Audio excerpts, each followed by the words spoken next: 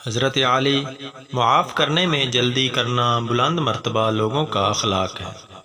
حق کے بارے میں خاموش رہنے میں کوئی بھلائی نہیں ہے، جیسا کہ نادانی والی بات کہنے میں کوئی بھلائی نہیں ہے۔ حضرت علی رضی اللہ تعالی عنہ فرماتے ہیں، اپنے راز اپنے تک ہی محدود رکھو، خاص طور پر 3 لوگوں کو اپنا راز کبھی مت بتانا۔